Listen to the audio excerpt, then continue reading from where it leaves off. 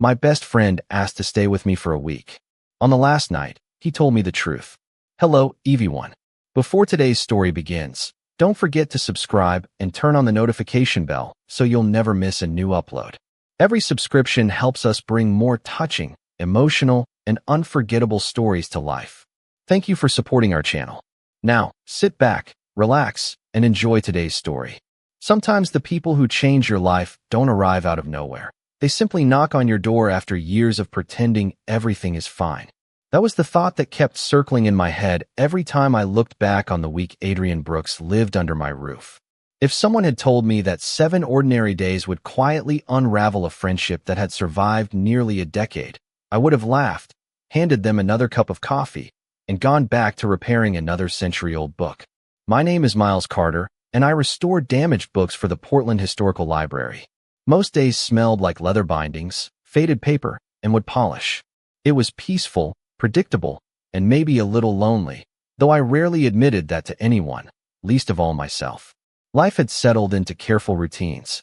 I woke at 6:30 every morning, walked 3 blocks to my favorite neighborhood cafe, ordered the same dark roast, exchanged the same jokes with the same barista, and spent my evenings in the narrow townhouse I had bought 2 years earlier. The silence never bothered me. At least, that was what I kept telling myself. Then my phone rang on a rainy Sunday night. Adrian. I smiled before answering. We never needed formal greetings. Tell me you accidentally adopted another golden retriever. I joked. He laughed, but it sounded thinner than I remembered. Not this time. I need a favor. Something in his voice made me sit up straighter. My apartment building had a plumbing disaster.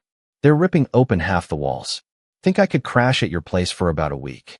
You're asking like I'd ever say no. A pause followed, just long enough to feel unusual. Thanks, Miles. Seriously. 45 minutes later, headlights washed across my front windows. Adrian stepped out of a silver SUV carrying one duffel bag and a weathered suitcase I recognized from college. He looked almost exactly the same, tall, sandy blonde hair that never stayed perfectly combed, blue eyes that somehow managed to look amused even when he was exhausted. Maybe there were a few more lines around his eyes now. Maybe adulthood had taught both of us to carry invisible weight. The rain soaked his jacket before I reached the porch. You still take forever to answer the door, he said. You still complain before saying hello. He pulled me into a quick hug, familiar enough to erase years in a single heartbeat. It felt effortless, comfortable, like finding your favorite song on an old playlist you forgot you still owned. Inside, he set his bag beside the staircase and slowly looked around the house. You actually finished decorating. Only took me 18 months. I'm proud of you. He smiled, but instead of looking at me, he studied the living room, the bookshelves, the framed landscape photographs, the old oak dining table I had spent 3 weekends refinishing by hand. His attention lingered on every little detail, almost as if he wanted to memorize them. I noticed it because Adrian usually walked into a room like he had somewhere else to be. That night, he moved carefully, quietly. We ordered barbecue from the place down the street because neither of us felt like cooking. We argued over whether the Trail Blazers would ever put together another serious playoff run. We laughed about the time he accidentally flooded our college apartment trying to install a washing machine without reading the instructions. For a few hours, it felt like we were 20 again. Then, sometime after 10, his phone buzzed across the coffee table. He glanced at the screen. The easy smile disappeared. Everything okay? I asked. Yeah. Too quick. Just work. He picked up the phone and stepped onto the back porch before answering. Through the kitchen window, I watched him stand perfectly still beneath the porch light while rain tapped softly against the wooden railing. He wasn't arguing. He wasn't smiling either. He just listened. When he finally came back inside a few minutes later, he slipped the phone into his pocket and forced another grin that didn't quite reach his eyes. Sorry, he said. Hopefully that was the last interruption tonight. I nodded, but something settled quietly in the back of my mind. Adrian Brooks had asked to stay for 1 week because of broken pipes. I believed him. At least I wanted to. I just couldn't shake the feeling that whatever had really brought my best friend to my front door had nothing to do with plumbing at all. The next morning began with the familiar hiss of rain against the kitchen windows and the rich smell of coffee drifting through the house before my alarm even had a chance to ring. I stumbled downstairs expecting silence. only to find Adrian standing barefoot in my kitchen wearing an old gray sweatshirt that I was fairly certain belonged to me sometime around senior year. He looked up from the frying pan with a guilty smile. "I found bacon in your refrigerator. I hope that was not reserved for a special occasion." I laughed. The special occasion was surviving Monday. He pointed a spatula toward the coffee maker. "Already made you a cup." Somehow he still remembered exactly how I took it. 2 packets of raw sugar. Just enough cream to change the color without hiding the bitterness. Some people forget birthdays.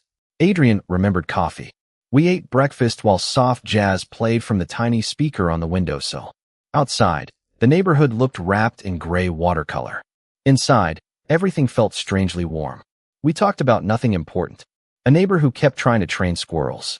A bookstore downtown that somehow stayed open despite selling mostly poetry. The ridiculous price of eggs.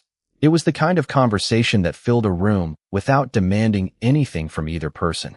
Later that afternoon, I returned from the library to find Adrian halfway up a ladder in my backyard replacing a loose porch light bulb.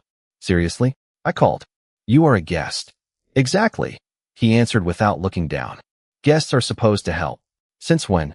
"Since I started feeling guilty about eating your bacon." By sunset, we had somehow repaired half the backyard fence that had leaned slightly to one side for almost a year.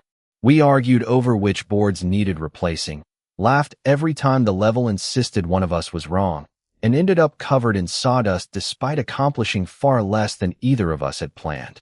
My shoulders ached. Adrian claimed that counted as productive adulthood. I claimed we deserved pizza for our heroic efforts. He agreed immediately. Some things never changed. That evening, we carried our slices onto the back porch and watched the last streaks of orange disappear behind rain clouds.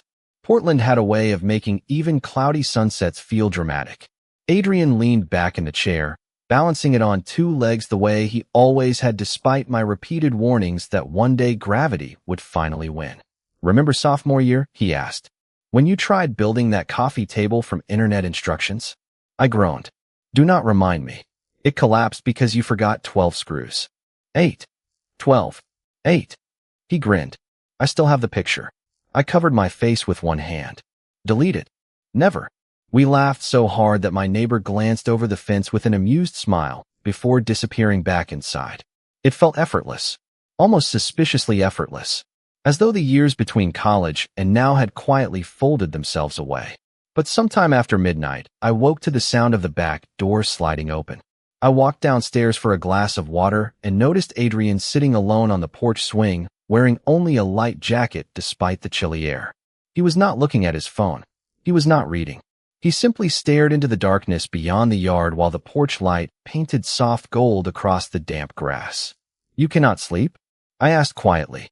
He looked over his shoulder, almost startled to see me. "Did I wake you?" "No. The house did." He smiled faintly at that.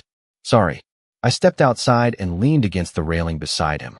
The rain had finally stopped, leaving behind the clean, earthy smell that always followed a northwest storm. "Everything really okay?" I asked again. He took a long breath before answering.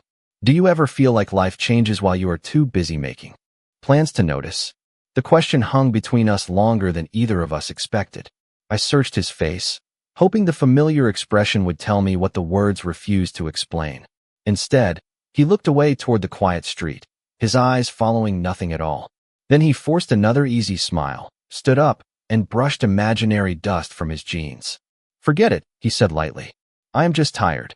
He walked back inside before I could ask anything else, leaving me alone beneath the porch light with the strange feeling that my best friend had almost told me something important and changed his mind at the very last second.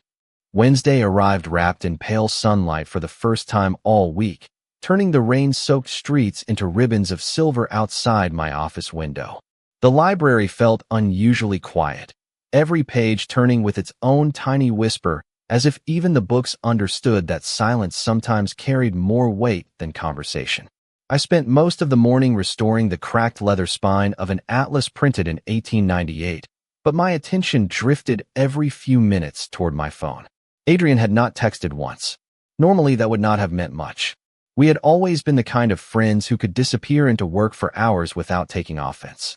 Still, something about the previous night refused to leave me alone. His question echoed through my thoughts with stubborn persistence. Do you ever feel like life changes while you are too busy making plans to notice? It sounded less like a passing thought and more like someone standing at the edge of a cliff, deciding whether to jump into a completely different future. By the time I arrived home just after 5, the front door was unlocked and the faint smell of tomato sauce drifted through the hallway. Adrian was humming softly while stirring a pot on the stove. He looked up with the same relaxed smile he had worn all week. If I had not seen him sitting alone beneath the porch light the night before, I might have believed everything was perfectly normal. You were just in time, he said. I attempted your grandmother's pasta recipe. Attempted? That depends on whether we survive. Dinner. We laughed, set the table together, and spent the next hour arguing over whether homemade garlic bread was worth the effort. It felt easy again, almost suspiciously so, like watching an actor return to a role he knew by heart. After dinner, he volunteered to wash the dishes while I carried empty glasses into the living room. When I returned to the kitchen, I noticed his duffel bag sitting open beside one of the chairs. A large manila envelope rested inside, partially covered by a folded sweatshirt. My eyes landed on it for no more than a second before Adrian quietly zipped the bag closed. The movement was calm, almost casual, yet strangely deliberate. Everything all right? I asked. Just organizing a few things, he replied with an easy shrug. I nodded, embarrassed that curiosity had wandered somewhere it probably did not belong. Later that evening, we settled onto the couch to watch an old baseball game neither of us had seen in years. Adrian barely looked at the television. Instead, he kept glancing around the room. At first, I thought he was simply distracted. Then I noticed his phone resting across his knee. Every few minutes, he quietly snapped another picture. The bookshelf beside the fireplace. The old record player in the corner. The framed photograph of us standing on Cannon Beach after graduation with windblown hair and ridiculous smiles. He even photographed the coffee mug I always used on Saturday mornings, the one with a tiny chip near the handle that I refused to throw away. Since when did you become a photographer? I teased. He lowered the phone and smiled without quite meeting my eyes. Just collecting memories. For simple words. Nothing unusual. Nothing dramatic. Yet they settled inside my chest like a stone sinking through still water. People collected memories when they expected distance. They collected memories before moving away, before saying goodbye, before life quietly rearranged itself into something unfamiliar. I wanted to ask him what he meant. I wanted to tell him he was starting to worry me. Instead, I reached for another handful of popcorn and pretended to care about the score on the television. Across the room, the camera shutter clicked one more time, soft enough that most people would never notice. Somehow it sounded louder than anything else in the house. Thursday slipped into the house so quietly that it almost felt borrowed instead of lived. The morning sunlight spilled across the hardwood floors in long golden stripes, warming the same hallway Adrian had walked through dozens of times that week. There was nothing remarkable about the day, and somehow that made every small detail impossible to ignore. He lingered over breakfast instead of rushing through it. He stood by the kitchen window longer than necessary, watching a pair of robins hop across the damp backyard. He smiled whenever I caught him looking around the house. But there was something fragile hiding beneath that smile, like glass covered by a thin layer of dust. I left for work expecting another ordinary afternoon at the library. Instead, I spent half the day reading the same paragraph over and over without remembering a single sentence. Every damaged page I repaired reminded me that some things could be restored only if you noticed the cracks early enough. I wondered if friendships worked the same way. By the time I returned home, Adrian was sitting on the front porch with 2 paper cups from my favorite coffee shop balanced beside him. I figured you would need this, he said, handing me the familiar dark roast before I even asked. I took one sip and laughed. You still remember. Some habits are worth keeping. We sat there listening to passing cars and distant wind chimes from somewhere down the block. Neither of us spoke for several minutes. The silence felt comfortable, yet strangely full, as though words were gathering just beyond reach. After dinner, Adrian suggested we walk through the neighborhood. We wandered without a destination, cutting through tree-lined streets where children rode bicycles and sprinklers painted tiny rainbows across freshly cut lawns. Every now and then Adrian stopped to admire something completely ordinary. A weathered mailbox covered in climbing roses. An old maple tree that had somehow grown around a bent street sign. A tiny free library overflowing with dog-eared novels. Each time he paused, he quietly lifted his phone and captured another photograph. "You are going to run out of storage," I teased. "Probably," he answered with a soft laugh. "Still worth it." We eventually reached the small city park where we had once spent an entire afternoon throwing a football back and forth after graduation because neither of us wanted to admit college was over. The benches had been repainted since then. The fountain looked newer. Everything else felt exactly the same. Adrian rested one hand against the wooden railing overlooking the pond. "Funny how places keep existing whether we come back or not," he murmured. "They wait for us. Or maybe they just do not know we left," I replied. He smiled, but it faded almost immediately. On the walk home, his phone rang again. The screen lit up briefly before he turned it face down without answering. Seconds later, it rang a second time, then a third. Finally, he let out a slow breath and stepped several yards ahead of me before accepting the call. His voice stayed low enough that I could not make out the words, but I noticed something else instead. He was apologizing. Repeatedly. When he returned a few minutes later, he tucked the phone into his jacket pocket and looked toward the fading sunset rather than at me. "Everything settled?" I asked carefully. "Almost," he replied. Just one word followed that answer, spoken so quietly I almost missed it. Almost. We reached the house as the porch light flickered on automatically. Adrian stood at the bottom step for an extra moment before walking inside. His eyes drifted slowly across the front door, the flower pots by the railing, the porch swing where we had talked only 2 nights earlier, and the warm glow spilling from the living room windows. He looked less like someone returning home after an evening walk and more like someone trying to memorize a place before leaving it behind. I told myself I was imagining things. I wanted to believe that. But deep inside, a quiet certainty had already begun taking shape. Whatever truth Adrian was carrying had grown too heavy to hide much longer, and somehow I knew the end of the week would change far more than where he planned to sleep next. Friday arrived almost too quickly, as though the week had quietly skipped ahead while neither of us was paying attention. I spent the morning at the library pretending to concentrate on work, but every clock on the wall seemed louder than usual. By noon, I caught myself checking my phone simply to see if Adrian had sent a message. He had not. Instead, I found myself wondering what the house would feel like after tomorrow, when the guest room would be empty again and the coffee maker would only brew enough for one person. The thought settled somewhere uncomfortable beneath my ribs. When I pulled into the driveway just after 5, I immediately noticed Adrian standing on the front porch with his hands behind his back and an unmistakably mischievous grin. "Do not make dinner plans," he announced before I could even unlock the front door. "That sounds suspicious." "Good. It is supposed to." He reached behind the porch swing and revealed a dark glass bottle with an elegant cream-colored label. "A Napa Valley Cabernet Sauvignon. I have been saving it." I raised an eyebrow. "For what occasion?" Adrian looked at the bottle for a second before answering. "For tonight." There was something about the way he said those 2 words that made me stop asking questions.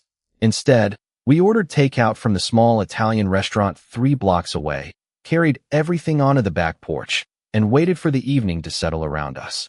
The air felt unusually warm for Portland, carrying the scent of cedar and freshly cut grass from somewhere down the street. Fireflies drifted lazily across neighboring yards while distant laughter floated through open windows. Adrian uncorked the wine with surprising care and poured 2 generous glasses. He lifted his toward me with a quiet smile. "To old friends." I tapped my glass against his. "To surviving another week." He laughed softly. "That too." The conversation began exactly the way every comfortable friendship does. We teased each other about terrible college haircuts. We argued over which professor had assigned the impossible architecture project that kept Adrian awake for 3 straight nights. He reminded me how I once accidentally locked myself inside the campus archives after closing time because I had become too absorbed in reading 19th century journals. I reminded him that he had shown up wearing 2 completely different shoes to an important internship interview. He insisted it had been a fashion statement. I insisted the interviewer had simply been too polite to mention it. The laughter came easily, spilling into the quiet neighborhood until my stomach actually hurt from smiling. Yet somewhere between the second glass of wine and the stars appearing overhead, the mood shifted almost without warning. Adrian stopped laughing quite so often. He rolled the stem of his wine glass slowly between his fingers while staring into the dark liquid as though searching for something hidden beneath its surface. The porch suddenly felt smaller, wrapped in a silence that was no longer empty, but waiting. I leaned back in my chair and studied him carefully. "You have been carrying something all week," I said gently. "You do not have to keep pretending with me." He let out a slow breath through his nose, his shoulders rising and falling almost imperceptibly. A faint smile crossed his face, but this one looked tired instead of cheerful. "I know," he said quietly. His eyes finally met mine, steady but uncertain in a way I had never seen before. The breeze stirred the trees above us, scattering soft shadows across the porch floor while neither of us spoke. Adrian glanced toward the half-empty bottle between us, then back at me. "Miles," he said, his voice barely louder than the rustling leaves. "There is a reason I wanted to spend exactly 1 week here with you before everything changes." My heart began to beat just a little faster. Every strange phone call, every photograph, every unanswered question from the past several days suddenly lined up like pieces of a puzzle that had been waiting for one final piece. Adrian tightened his grip on the glass, drew one careful breath, and whispered, "I think it is finally time I tell you the truth." For a long moment I said nothing. The night itself seemed to stop breathing with us. Somewhere down the street a dog barked. Once before everything settled back into silence. Adrian stared at his wine glass instead of at me, slowly turning it between his hands as though delaying the inevitable. Finally, he let out a quiet laugh that carried no humor at all.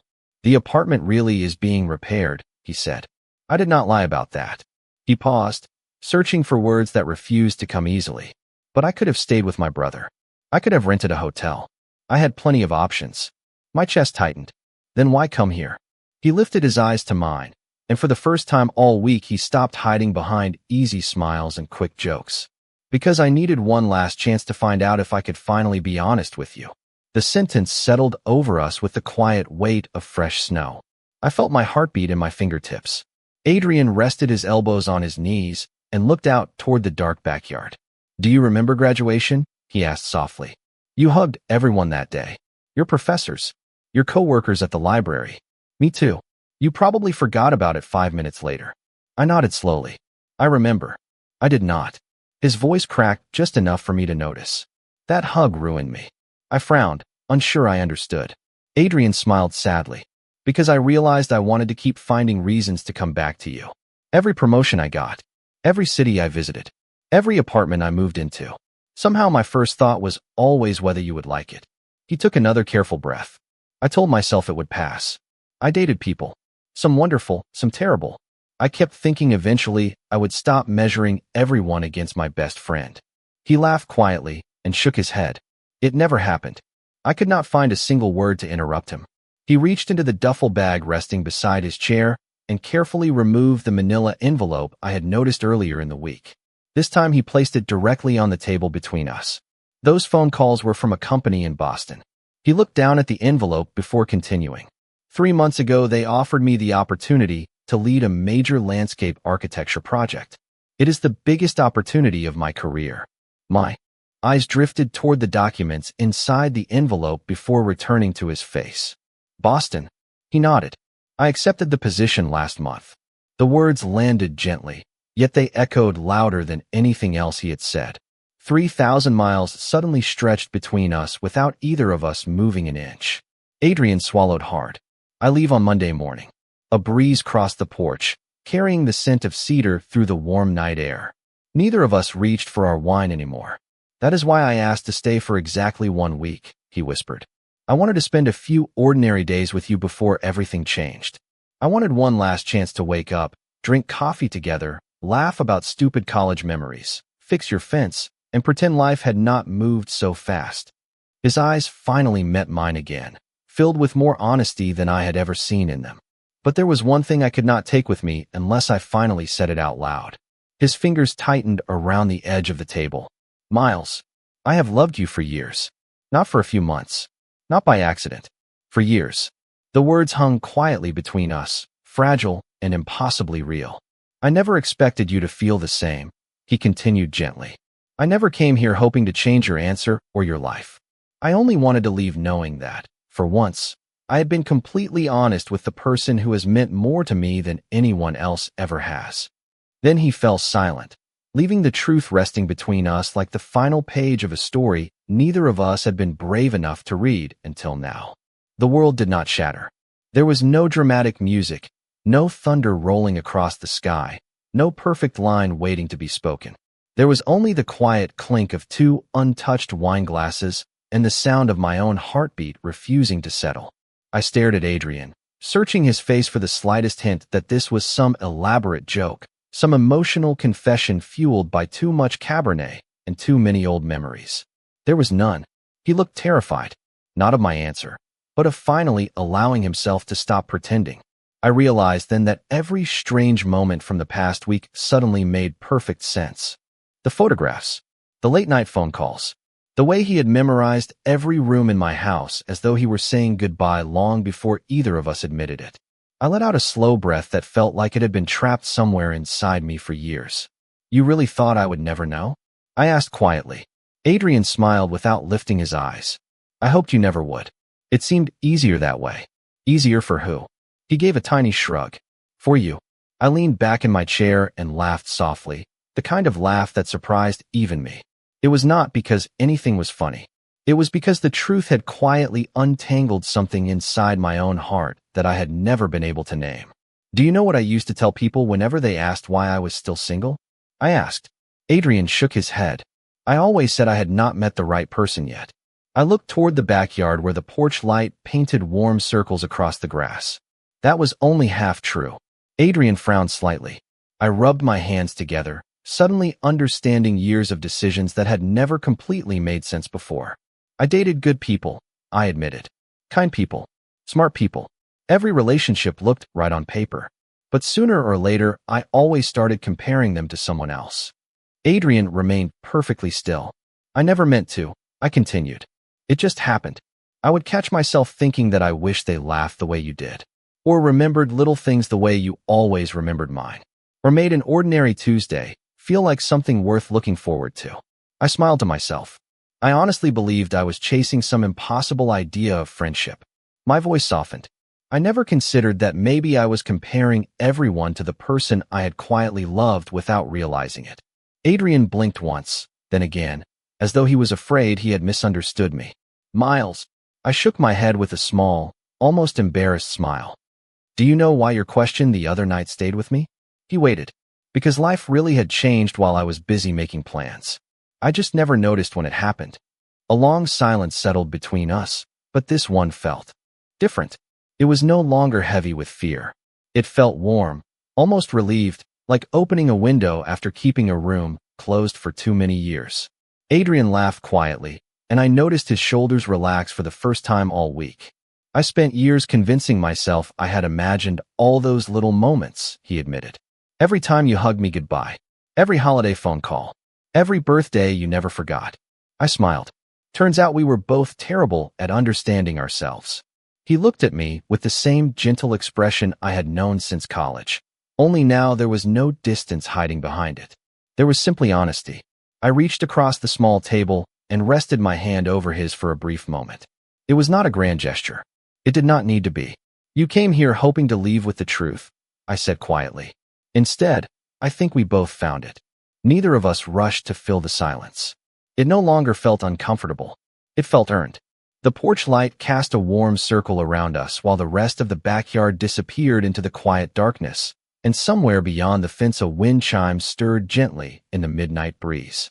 The bottle of wine sat nearly empty between us, forgotten in the middle of a conversation that had somehow taken years to begin. Adrian looked down at our hands before slowly laughing under his breath. You know what the worst part is? He asked. I spent half this week rehearsing what I was going to say. Really? He nodded. I had speeches prepared. Honest ones. Dramatic ones. Even one that sounded like it belonged in a romantic movie. I smiled. What happened to them? You kept making pancakes, fixing coffee, and complaining about how your fence leaned 2 inches to the left. He shook his head with a grin. Every time I thought I was ready, you reminded me why losing our friendship would have hurt so much. I leaned back in my chair and looked toward the stars that peeked through the clouds. You know something funny? I said. All week I thought you were hiding terrible news. Adrian raised an eyebrow. Like what? I convinced myself you were sick, or in serious financial trouble, or getting married without telling me. He nearly choked on a laugh. That last one would have been awkward. Exactly. We both laughed until the tension that had followed us for days finally slipped away. It was amazing how honesty could make the same porch feel completely different. Nothing around us had changed. The old swing still creaked whenever the wind nudged it. The flower pots still leaned slightly because I had never bothered leveling them. Even the chipped coffee mug sitting forgotten on the porch table remained exactly where I had left it that morning. Yet everything felt new because we were finally looking at each other without pretending. Adrian grew quiet again, though this time the silence carried hope instead of fear. I still have to leave Monday, he said softly. Boston is real. The job is real. I nodded. I know. I cannot pretend that problem disappeared. It did not. He studied my face carefully, almost waiting for disappointment. Instead, I smiled. Long distance exists. Airplanes exist. Vacation days exist. And unless someone secretly moved Boston to the moon this afternoon, I think we can figure out the geography. Adrian stared at me for a second before covering his face with one hand and laughing harder than I had heard all week. You make everything sound so simple. Not simple, I corrected gently. Just worth trying. His eyes glistened beneath the porch light, though he quickly blinked the emotion away. I almost turned down the promotion, he admitted. I thought if I stayed here, maybe nothing would have to change. I shook my head immediately. Do not ever make yourself smaller because you are afraid of losing me. He looked surprised. I fell in love with the man who always chased opportunities, who worked until midnight because he cared about designing places where people could feel at home. I do not want you to stop being that person. Adrian looked at me as though he had been carrying a weight for years without realizing someone else could help hold it. Then what are we doing? He asked quietly. I smiled, squeezing his hand once before letting it rest naturally beside mine on the table. We are doing what we should have done years ago. We are giving ourselves a chance instead of another excuse. Neither of us needed grand promises after that. We stayed on the porch until the first pale hint of dawn softened the eastern sky, talking about ordinary things that suddenly mattered more than ever. Weekend visits. Favorite bookstores in Boston. Whether my old townhouse would survive another rainy winter without finally fixing the upstairs window. We laughed, we planned, and every so often we simply sat together listening to the peaceful quiet that had once felt empty, but now felt wonderfully full. As the first birds welcomed the morning, I realized the week had never been about saying goodbye. It had quietly become the beginning of everything we had spent years searching for without ever looking in the right direction. 1 month later, the house sounded different. Not louder, just fuller. There were 2 coffee mugs drying beside the sink instead of one. A second jacket hung near the front door. The porch swing no longer swayed empty every evening because someone always remembered to sit outside with me before the sun disappeared behind the trees. If someone had walked into my townhouse that afternoon, they probably would not have noticed anything extraordinary. They would have seen cardboard boxes stacked neatly in the hallway, a pair of hiking boots resting beside mine, and Adrian kneeling in the living room trying to decide whether an old floor lamp belonged closer to the bookshelf or the window. Ordinary things.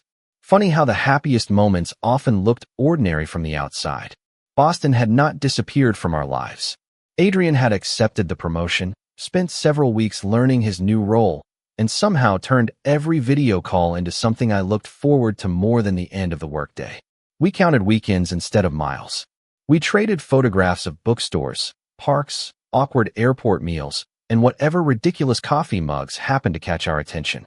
Somewhere along the way, distance stopped feeling like an obstacle and started feeling like proof that 2 people could keep choosing each other, even when life became inconvenient. Then his company surprised everyone. The Portland office expanded faster than expected, and leadership needed someone experienced to oversee several major projects across the Pacific Northwest. Adrian called me the moment he found out. I still remembered standing in the middle of the library archives with my phone pressed against my ear while trying not to smile like an idiot in front of my coworkers. Guess who is coming home, he had said. That was 3 days ago. Now he carried another box through the front door and carefully set it beside the staircase before stretching his tired shoulders. I officially own too many books, he announced. Impossible, I replied. You are living with a book restorer. There is no such thing. He laughed and looked around the house with the exact same expression he had worn on the first evening he arrived. Except this time, there was no uncertainty hiding behind his eyes. No secret waiting to be confessed. No goodbye quietly approaching. Only relief. I opened one of the boxes and pulled out the framed photograph from our college graduation. The same picture he had secretly photographed again while staying with me that week. I placed it on the bookshelf between two old first editions. Adrian walked over beside me, studying it for a quiet moment. We looked young, he said. We still are, I answered. We were just a little slower at figuring things out. He smiled and nodded. Outside, rain began tapping softly against the windows, sounding almost identical to the night he first knocked on my door asking for a place to stay. Back then I believed I was doing a simple favor for my best friend. I had no idea that one unexpected week would uncover years of hidden feelings, unanswered questions, and a future neither of us had been brave enough to imagine. Adrian disappeared into the kitchen and returned a minute later carrying the same bottle of Cabernet Sauvignon we had never quite finished on that unforgettable Friday night. There was only enough left for 2 small glasses. He poured them carefully and handed one to me. To truth, he said with a warm smile. I gently tapped my glass against his, to finally saying it out loud. We stood together on the porch as the rain painted silver lines across the quiet street, raising our glasses toward the place where everything had changed. Looking back, I realized the greatest love stories are rarely built from grand gestures or perfect timing. Sometimes they begin with a simple phone call, a spare bedroom, a week that passes far too quickly, and the courage to tell the truth before it becomes another lifetime of silence.